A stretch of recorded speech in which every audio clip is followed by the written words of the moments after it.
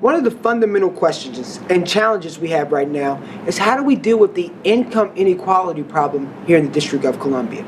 Did you know that DC has the highest income inequality in the entire country?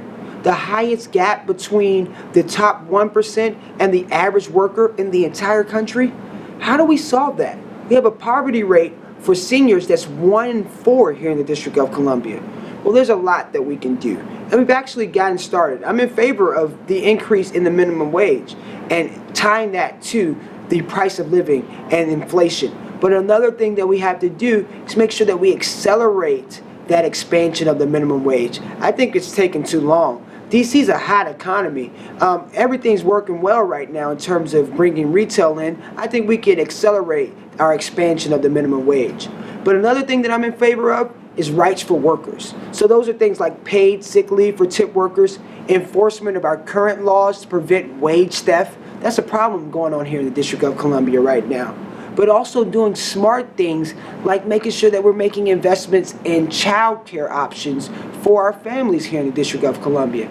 We have so many single mothers or non-traditional families here in DC, and we need to have non-traditional child care options. So what do I mean by that? I mean late night child care options. I mean 24/7 child care options. And I'm for making sure that we have the resources to make sure that no family is beginning to question whether they should work because the cost of child care is too high. And we're having so many families that have to make that decision. So those are the critical things that we have to do to expand opportunity here in DC. But the final thing is we have to make sure that we protect the workers' rights to organize. There's been an assault on unions all over the country, and it's trickling here to the District of Columbia. And we need to make sure that we have strong protections for workers' rights. Because at the end of the day, I'm the product of a single mother who had a strong union job that gave her the basic resources to pull together to provide for educational opportunity for myself.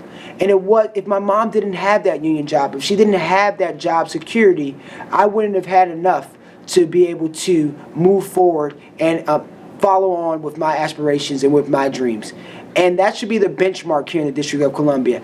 Every mother, every father should have enough so that they can invest in the dreams and the aspirations of their children. And that's this vision for a city that I have. And that's a city that works for everyone. And we can create that. So stay tuned for some of my issues on other positions. I'm loving these conversations, and let's get back to it.